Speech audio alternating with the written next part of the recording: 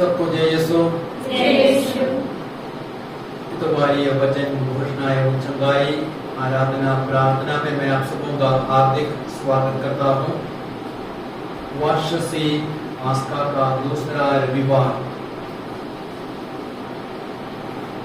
संत यूहन्ना का सुसमाचार अध्याय 20 वाक्य संख्या 19 से 31 तक। उसी दिन अर्थात सप्ताह के प्रथम दिन संध्या समय जब शिष्य यहूदियों के भय से द्वार बंद किए एकत्र थे, ईसा उनके बीच आकर खड़ा हो गए। उन्होंने शिष्यों से कहा, तुम्हें शांति मिले। और इसके बाद उन्हें अपने हाथ और अपनी बगल दिखाई। प्रभु को देखकर शिष्य आनंदित हो उठे। ईसा ने उनसे फिर कहा, तुम्हें शांति मिले। जिस प्रकार पिता ने मुझे भेजा, उसी प्रकार मैं तुम्हें भेजता हूं। इन शब्दों के बाद ईसा ने उन पर फूंक कर कहा, पवित्र आत्मा को ग्रहण करो। तुम जिन लोगों के पाप क्षमा करोगे, वे अपने पापों से मुक्त हो जाएंगे, और जिन लोगों के पाप क्षमा नहीं करोगे, वे अपने पापों से बंधे रहेंगे। ईसा के आने के समय 12 में से एक थॉमस, जो यमन कहलाता था, उनके साथ नहीं था। दूसरे शिष्यों ने उससे कहा, हमने प्रभु को देखा है। उसने उत्तर दिया, जब तक मैं उनके हाथों में कीलों का निशान ना देख लूं, कीलों की जगह पर अपनी उंगली ना रख दूं और उनकी बगल में अपना हाथ ना डाल दूं, तब तक मैं विश्वास नहीं करूंगा। 8 दिन बाद उनके शिष्य फिर घर के भीतर थे और थॉमस उनके साथ था। द्वार बंद होने पर भी ईसा उनके बीच आकर खड़े हो गए और बोले, तुम्हें शांति मिले। तब उन्होंने थॉमस से कहा, अपनी उंगली यहां रखो, देखो ये मेरे हाथ हैं। अपना हाथ बढ़ाकर मेरी बगल में डालो और अविश्वासी नहीं बल्कि विश्वासी बनो। थॉमस ने उत्तर दिया, मेरे प्रभु, मेरे ईश्वर। ईसा ने उससे कहा, क्या तुम इसलिए विश्वास करते हो कि तुमने मुझे देखा है? धन्य है वे जो बिना देखे ही विश्वास करते हैं। यह प्रभु यीशु क्रिस्त का पवित्र सुसमाचार है।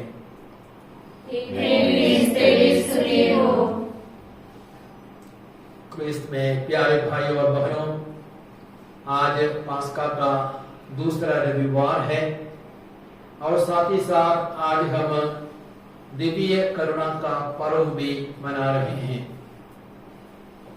अर्थात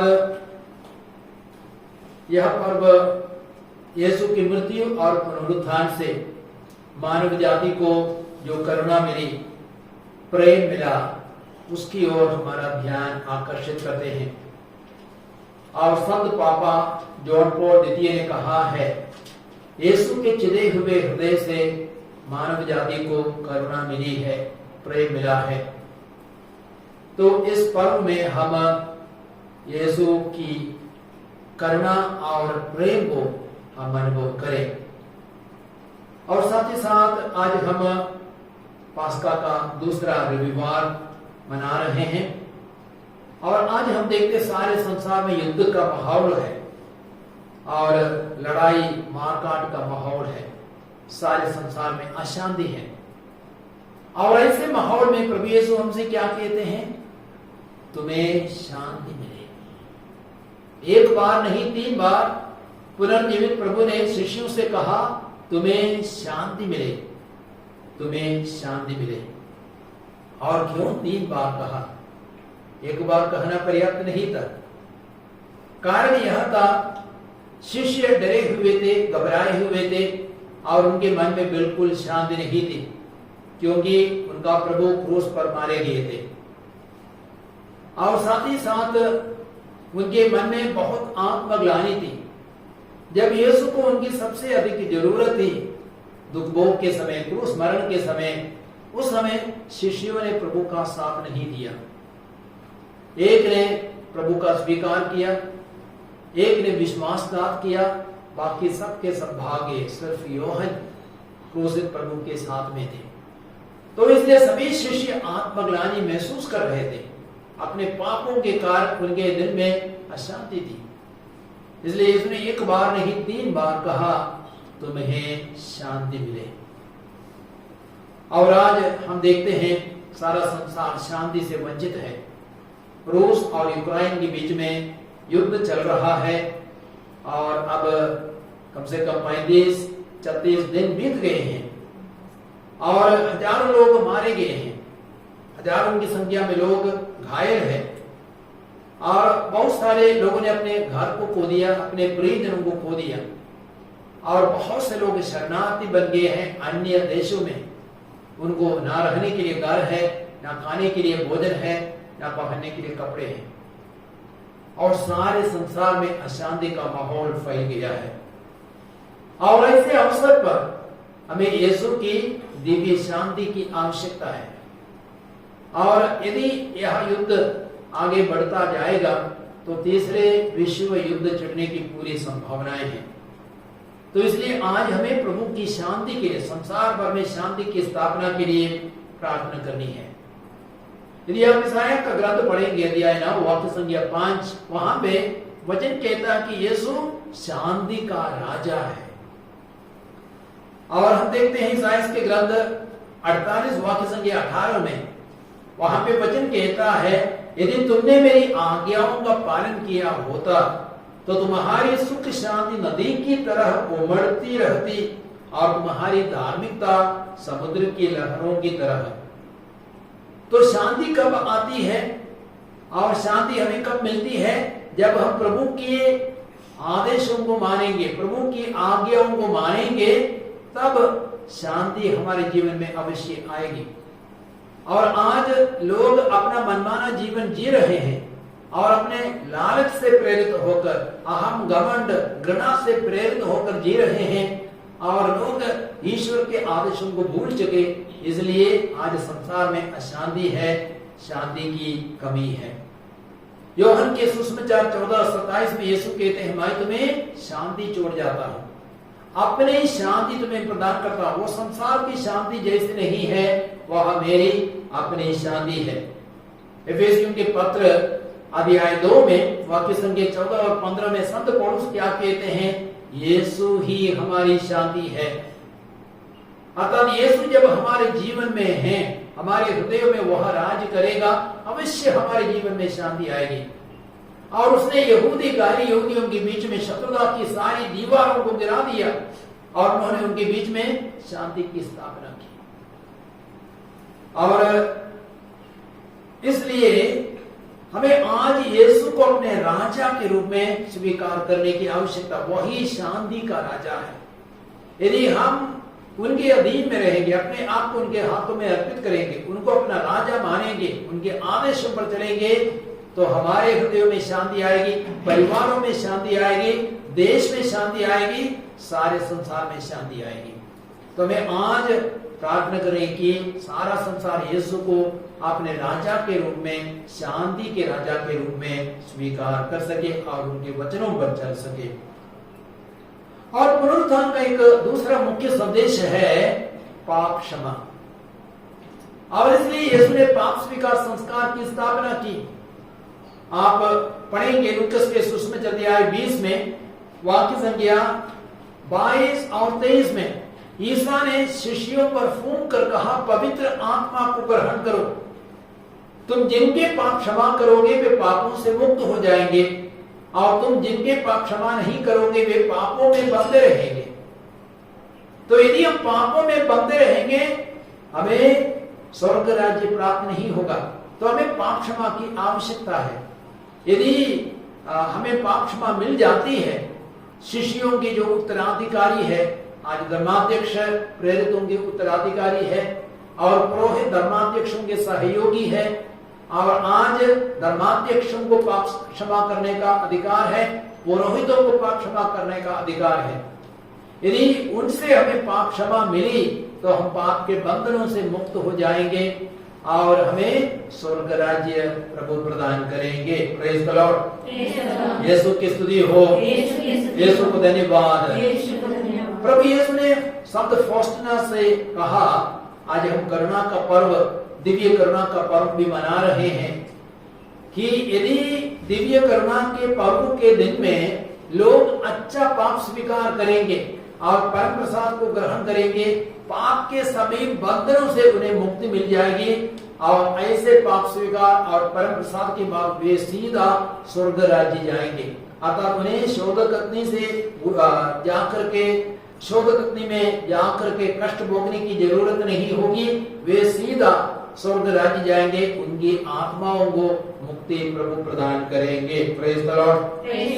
तो आज हमें अपने पापों को खुल करके स्वीकार करना, अपने पापों को छिपाना नहीं है। सुक्ति ग्रंथ अध्याय 28:13 हमें वचन कहता है, जो अपने पापों को छिपाता है वो कभी उन्नति नहीं करेगा, लेकिन जो अपने पापों को प्रकट करता है और छोड़ देता है उस पर दया की जाएगी।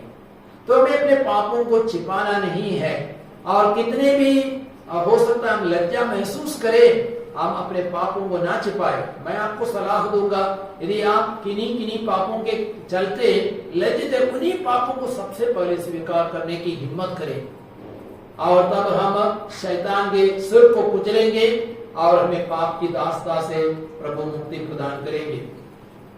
यदि आप स्तोत्र ग्रंथ पढ़ेंगे अध्याय 32 वाक्य संख्या 3 से 5 तक में, वहां पे भजनकार कहता है, जब तक मैं मौन रहा तब तक मेरे निरंतर कराहने से मेरी हड्डियां चीजती रही।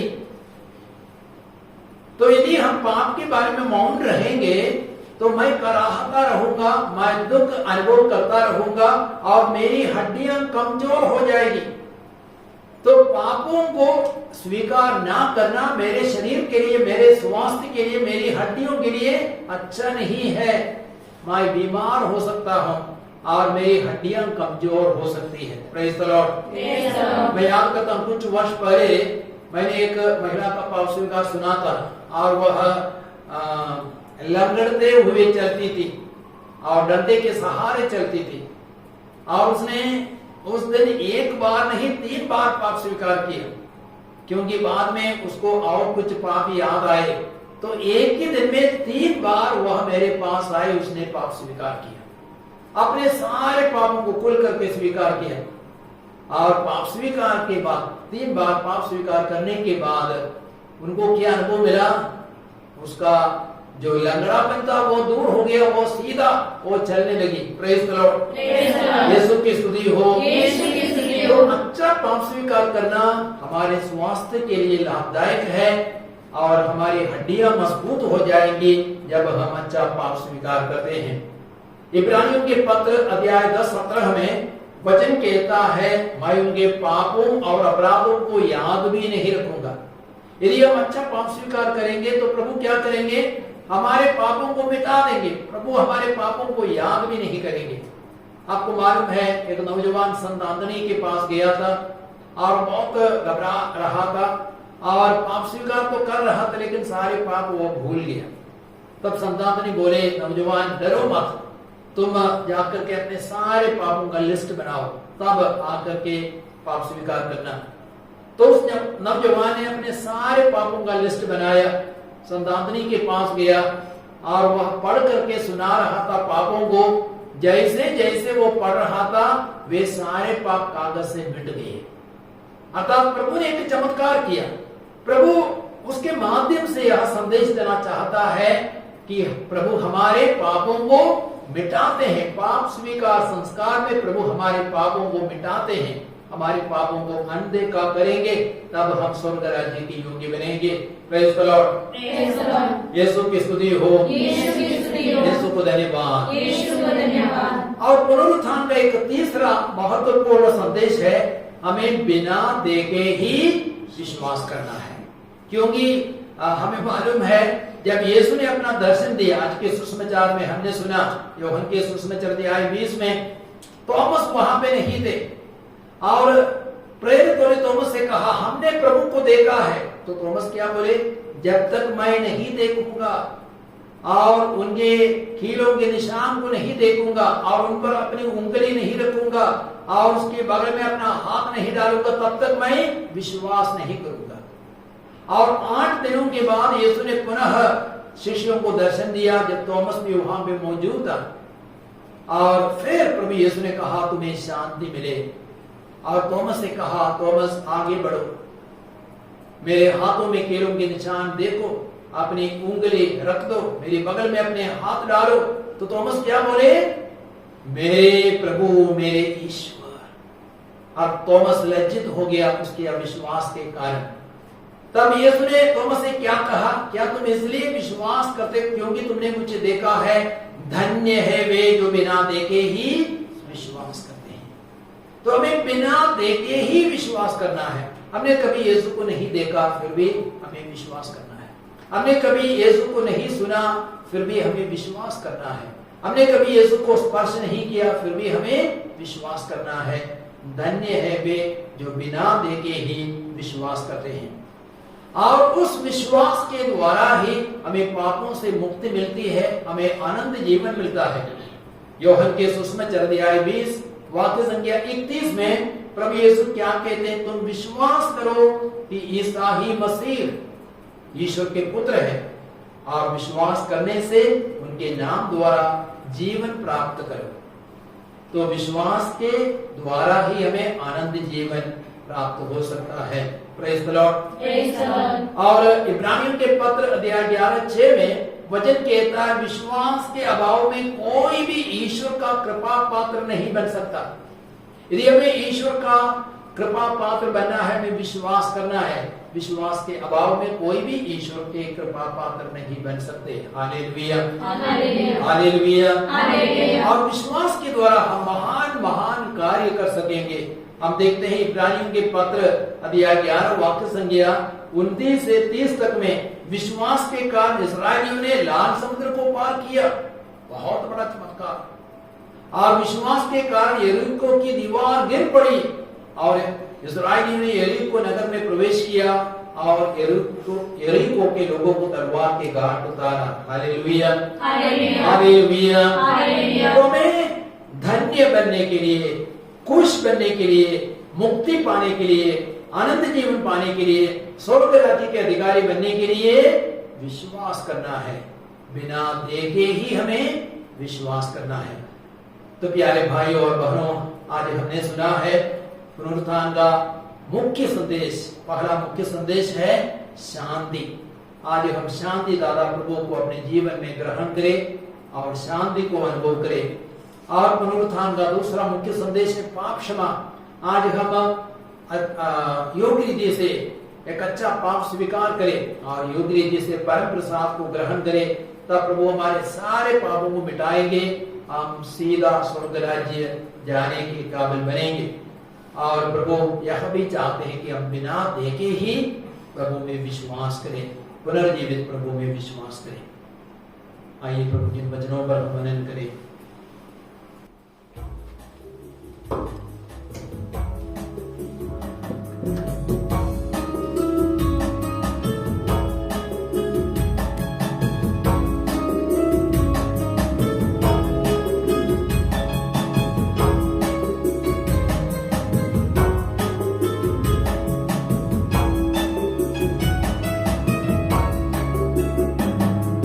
शांति के राजा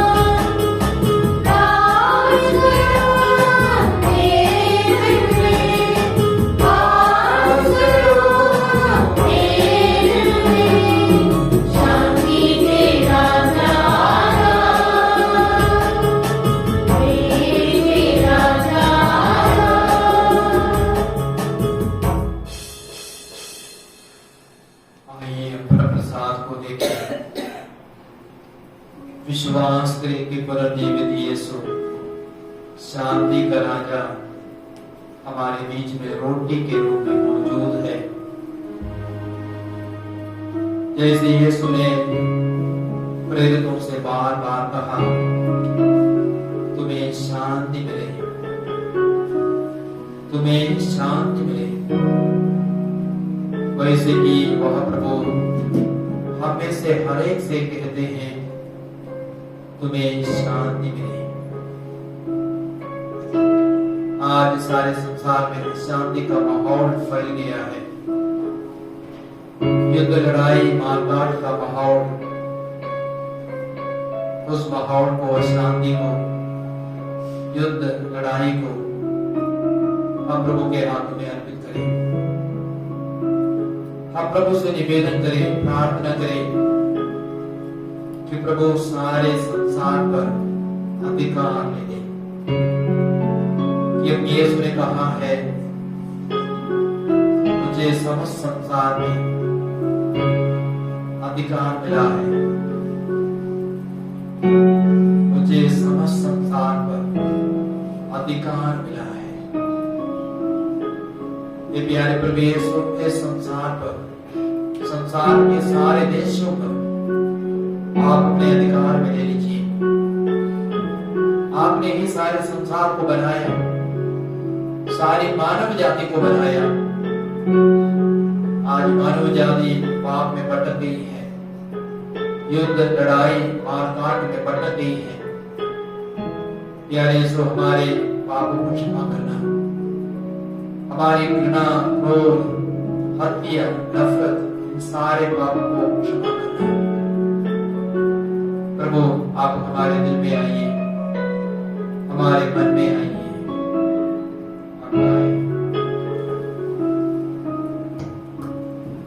शांति के राजा राजा, प्रेम के राजा राजा, शांति के राजा राजा, प्रेम के राजा राजा,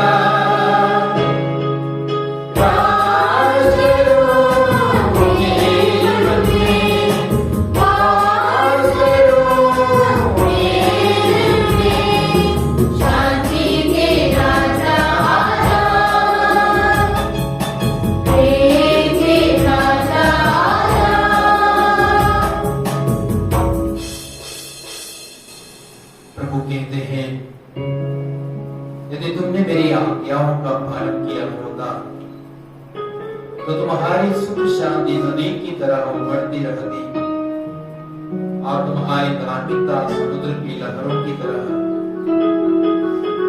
आज प्रभु से माफी मांगे। कितने सारे लोग प्रभु की आज्ञाओं को अनदेखा करते हैं, प्रभु के आदेशों को नहीं जानते हैं, जानते हुए भी उनका पालन नहीं करते हैं। यदि सच में प्रभु की आज्ञाओं का पालन होता तो सारे संसार में हमारी सुख शांति नदी की तरह उमड़ती रहती और धार्मिकता समुद्र की लहरों की तरह उमड़ती रहती। प्यारे पिता परमेश्वर, आपने हमें 10 आदेश दिए हैं मूसा के माध्यम से, लेकिन आज मानव जाति आपके 10 आदेशों को भूल चुकी है। यहाँ पर क्रिस्ती भी आपके आदेशों के अनुसार नहीं चलते। सारे संसार के पापों के लिए प्रभु हम क्षमा चाहते हैं और हम आपको अपने जीवन में स्वागत करते हैं। शांति के राजा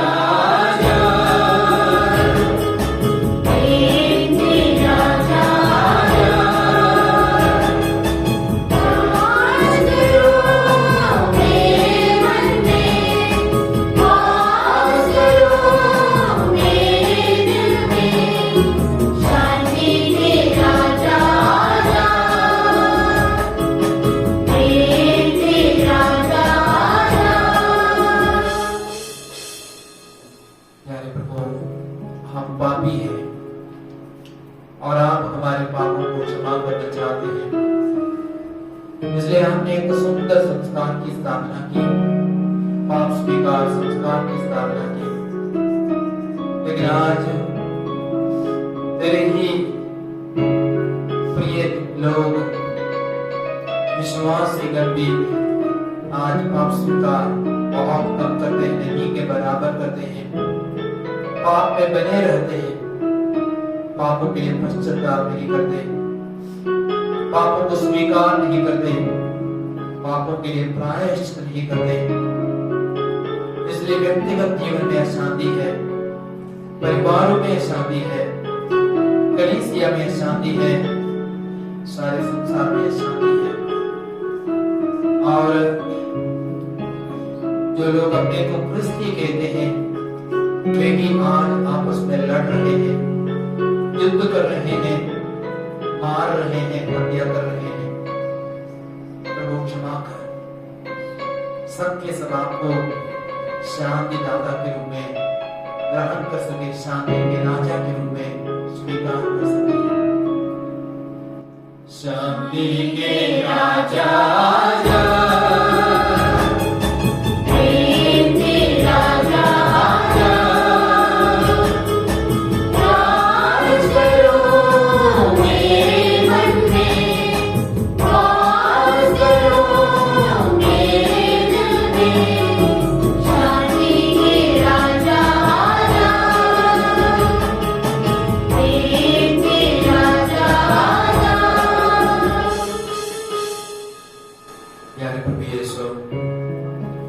आप 2000 वर्ष पर इस संसार में आए, आप हमारे बीच में रहे, क्रूस पर मारे गए और उसके बाद आप मृतों को में से जी उठे।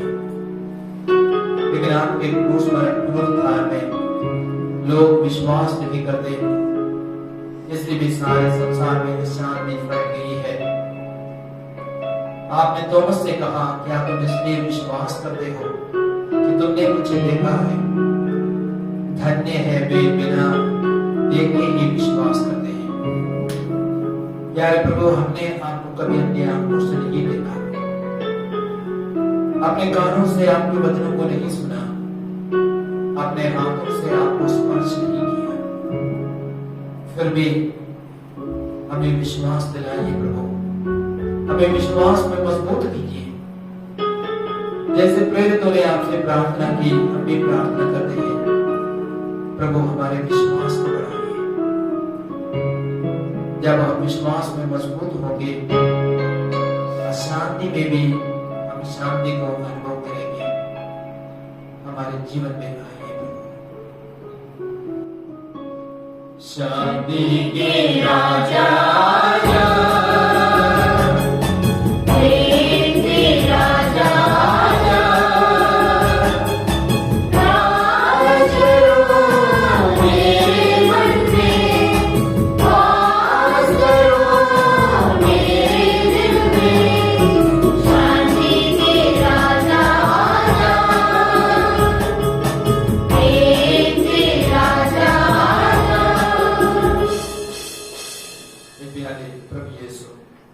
हम रोगी हैं, कमजोर है, दुर्बल है।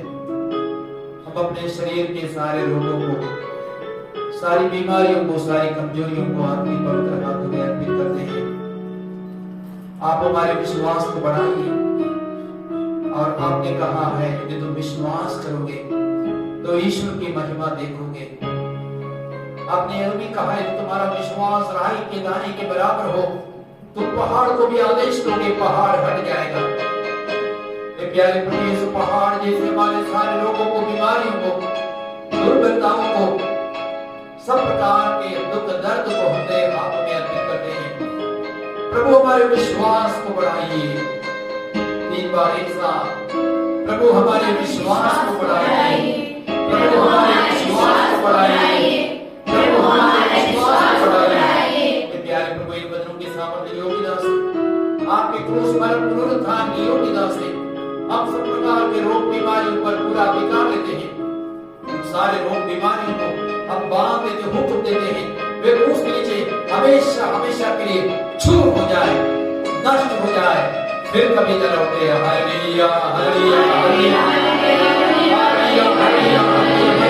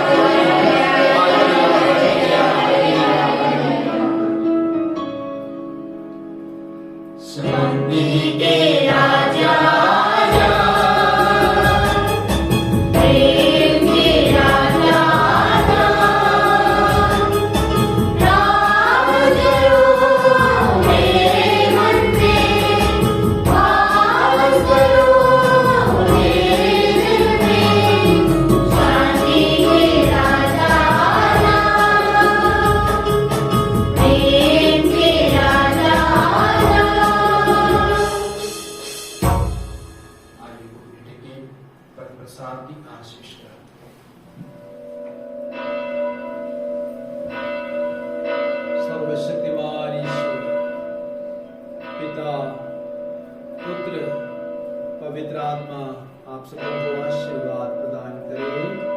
आमीन।